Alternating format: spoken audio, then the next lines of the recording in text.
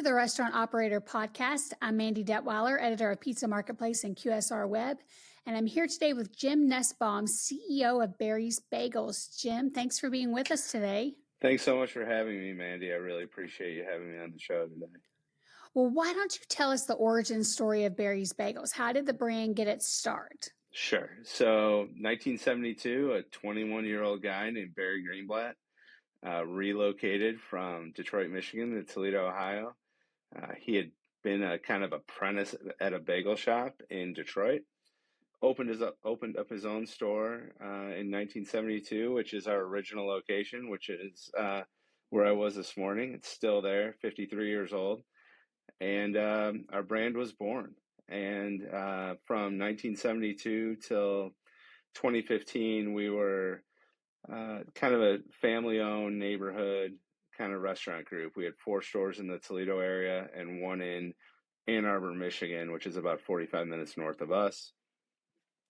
And our kind of differentiator is we have a kettle and an oven in the store, and we bake our bagels in small batches all day long.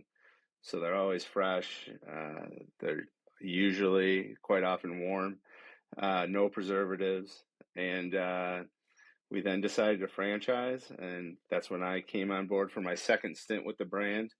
My first stint was in 1985 as a 15-year-old cutting onions and sweeping the floor. And I came on with the charge to expand the brand, work with Barry and his son Mark, who's the president, to expand the brand through franchising. And currently, we have stores in Kentucky, Indiana, Michigan, Ohio, and a recent development deal signed in Texas. And so we're excited. We're excited to be growing. We love these new communities that we're becoming a part of, and things are getting exciting for us. Well, speaking of Texas, you recently signed a 30-unit development agreement for Texas. What specific market research and data analysis led Barry's Bagels to choose Texas, specifically the Dallas, Fort Worth, Houston, and Austin markets for significant expansion? Sure. Great question. The deal in Texas, and thank you for bringing that up, it really started with almost in reverse. We had a young man who worked for us for 4 years in Toledo, relocated to Texas, took a management job, but always stayed close to the brand. We stayed in touch and had conversations about, boy, Texas, things are booming. Dallas has booming suburbs. Dallas itself is growing. The entire Dallas-Fort Worth demographic area, is really one of the more booming ones in the United States. Austin is a great market. San Antonio, and with Michael, who had multiple years of experience with our brand, management experience, and we knew him really well and trust him to be our partner, everything kind of just came together. So, certainly, I think any major population study or socioeconomic study would put the Dallas-Fort Worth kind of metroplex in one of the more growing markets in the country, and we're just happy that we have a partner there who can help us grow it, that we trust, and who understands our brand, having been hands-on for many years. Now, you guys have a hub and spoke model. Can you specifically tell me more about that, how it operates, how it works? Sure. So our hub store is the first store in any market, and that store is about 1,600 to 2,200 square feet in area. And that store has all the things you need to bake bagels. It has a kettle, because we boil and bake our bagels. We don't steam them. We have a kettle, an oven, a walk-in freezer, walk-in cooler, and all of the attendant HVAC that goes along with that sort of, store.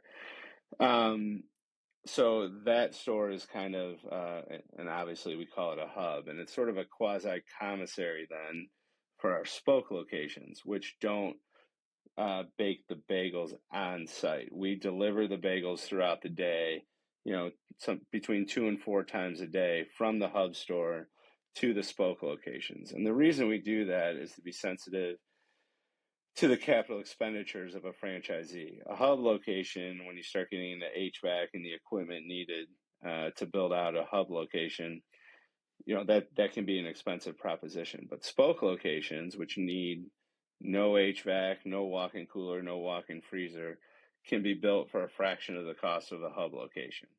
And since we're not baking there, you don't need the grease, a grease trap or the HVAC or anything like that. They can be done much quicker and for usually 15 to 25% of the cost of a hub location.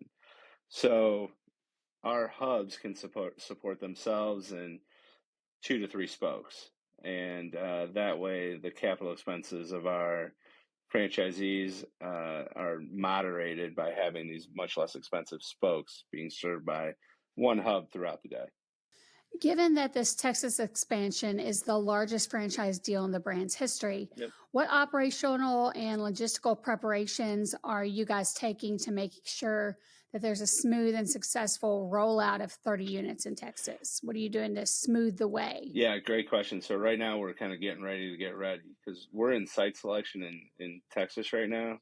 But what we're doing is because, one of the traps you can fall into potentially is when you get really comfortable and familiar with your own brand, you don't see how it looks to people for the first time. And so one of the things we're really emphasizing right now is updating all of our training manuals, creating new training aids, getting all of our systems in place so that we can make sure they can be operated from that far away. We know Michael knows how to run the stores, and that's fine. But our goal is to make a very clear, repeatable, scalable model for someone who's never been to a Barry Bagels. So far in Ohio, most of the people in Kentucky, Indiana, and so on, everyone's at least been to our stores, but we're going someplace where we're going to have to train people who've never been to a store. So we're doing an internal deep dive on our own training modules to really make those tight, really make them clear so that they are just rock solid for when we roll out the stores. Okay. The deal is led by former employee Michael Waynes. Did I say that right? Did I say that? Yeah. You did. So, Yep. this kind of employee to franchisee story, what does that mean for the company's culture and its approach to recruiting and supporting other franchisees? Yeah, I think it's it's exactly what we want. For someone who spent years as an employee who then wants to come back as a franchisee and a partner in the brand, we always want to be working on our culture. We always want to provide a superior experience to our customers, our employees, our team members, our vendors. But it is validation, at least, that culture is working, certainly to the point where our employees want to become part of the brand. Our franchisees, we talk a lot about our partnership. We're in alignment. We give territorial exclusivity to our franchisees. So for every market that they're in, they're the only Barry Bagels franchisee in that market. So they know we're very much aligned on their success because we can't just, if they're not doing well or feel unsupported, we can't just put someone else next to them. So we're invested, we're kind of, metaphorically married to them, and that alignment really is part of what I think builds our great franchisee Right. culture. How do multi-channel revenue streams, catering, wholesale, and third-party Yeah, delivery contribute to the overall profitability, and how is a franchisee's training structured to maximize those opportunities? sure.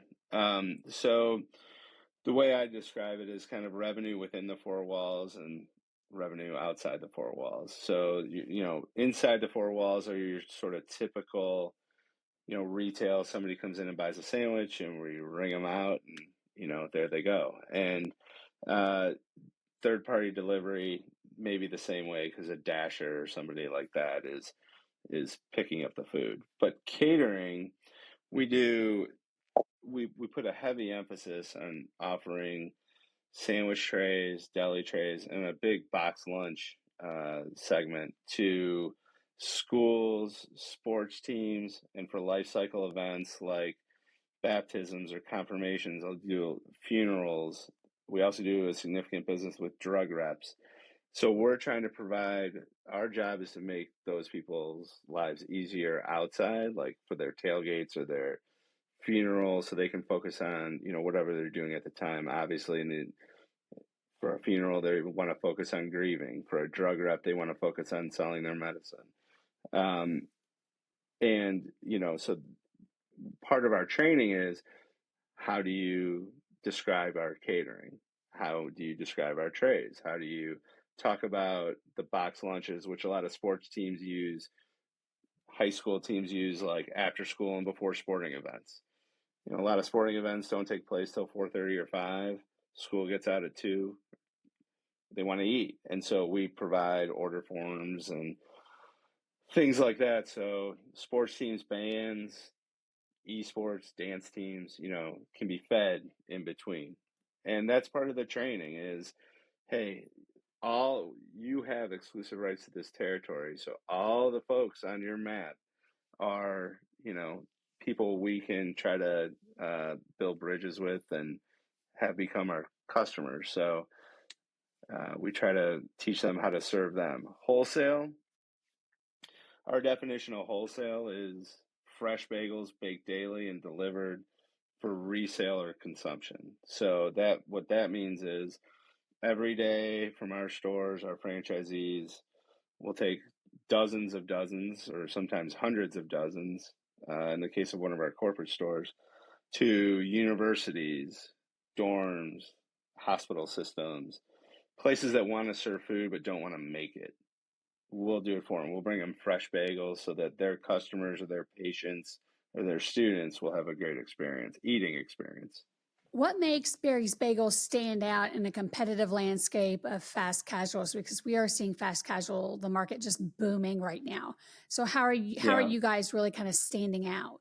Well, I think I would say two different, I'll answer that question from two different viewpoints. I think from the customer perspective, they're getting a freshly baked bagel with no preservatives, served with superior cream cheese, great meats, and sliced cheese and freshly cut vegetables. It's a very value and at a price point that promotes value, especially compared with some others in our sort of band. So we're providing what we think is a great value to the customers, that we're getting them a lot of food that's very, very high quality, and that, at a great value. So that's the customer sort of facing part. I think we stand out for our franchisees and our operators by providing great training, great systems, a great product, and multiple ways to earn a living. Um, we have some people who excel, who come from a sales background that dovetails very well with our catering and wholesale. We have some people who are very culinary focused. They love being behind the counter and making the food. So we provide both in-store and out-of-store revenue streams that I think are differentiators when it comes to our franchise opportunity. How are you making sure that the bagels in Indiana are going to taste the same as they do in Texas? How are you making sure there's consistency across the brand as you grow? Sure. So part of it is it's the same bagels we use everywhere. They come from the same factory. Part of it is the process is baked the same or is the same. They go for this much time in the kettle and this much time in the oven and that sort of thing. But a lot of it's training. I mean, to be fair, if you want the same sandwich made here and there, it's not going to happen by accident. Uh, Part of it is putting the process. We have to put the process in place, and then we have to train to make sure that process is executed. But baking bagels, believe it or not, it's a pretty simple exercise. Maybe when you come to the Louisville store, we'll give you a quick tutorial. But yeah, it's really just process, training, execution. I think that's the key. What kind of support from site selection to marketing can new franchisees expect from Barry's Bagels to help them succeed in a new and competitive market? Well, I think one of our real strengths as a management team is accessibility. I think, we have, uh, chief operating officers, who are in charge of day-to-day store level operations. We have myself, who serves in the CEO capacity. We have a CFO, a CMO, and a manager of social media and graphic design. Everyone has their cell phone numbers, and everyone has, um, the ability to access any one of our management folks. But more than that, we have regular meetings with our franchisees. We communicate regularly with them. Every functional area does. So that's one of the things. It's not just our functional areas to me, to the franchisees. Our social media manager talks to the franchisees. Our marketing talks to the franchisees. Director of ops talks to the franchisees. And the CFO talks to the franchisees in addition to myself and Mark. So they're getting functional support and not just distilled through me, and they're getting functional support in their expert area and not just distilled all through me. And it works pretty well. That direct connection with the management team where I'm not gatekeeping in any way, they have direct connection to the subject matter expert is a good way to, in my opinion, to provide support. What are you looking for in a franchisee? Yeah, I want people who like people.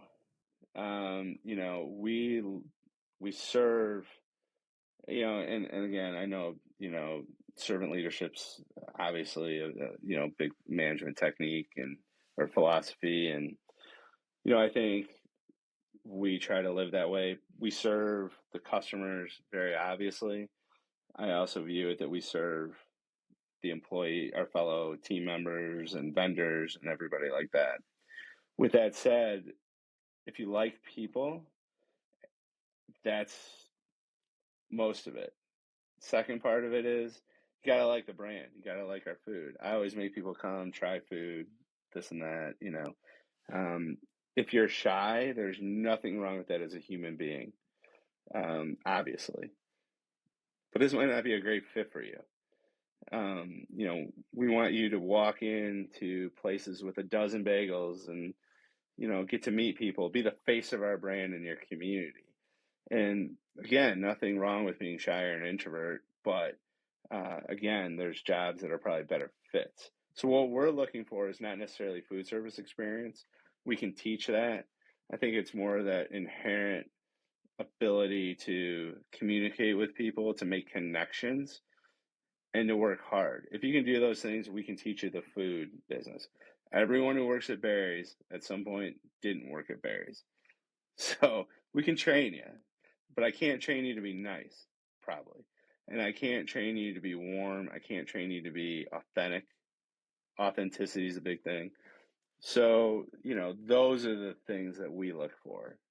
For someone who is considering Barry's Bagels as an investment opportunity, what would you say to potential franchisees? What would you tell them? I would say as an investment opportunity, who's going to work in the store? We want owner operators because we think the restaurant business works best when people are in the store, who have skin in the game.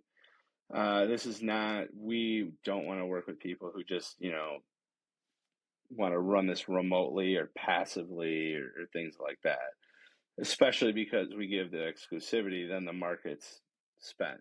So, what I would tell people is that, we don't cap with all the people who can buy in your territory, catering, wholesale, retail, third party delivery. We think we provide a genuine opportunity to, a path to a very positive financial future. We'll train you. We'll go with you to pitches. We'll do all that. I love doing that. I love walking into a meeting with a bunch of bagels and a bunch of different cream cheeses for people to try. But, ultimately you're the owner of the business. And so you have to be engaged. I would say if you're engaged and you participate day to day and you, are intent on growing your business, we think there's a positive financial outcome at the end of it. All right. Well, we are out of time. Thank you so All much right. for being with us. This was awesome. Thank you so much for having me. Again, standing invitation. I will let you know with our next Louisville opening, and we will at some point do a little tutoring and some hands-on remote feed. Sounds good. Thanks so much for being with us today. That'll do it for this episode of the Restaurant Operator Podcast, and we'll catch you next time.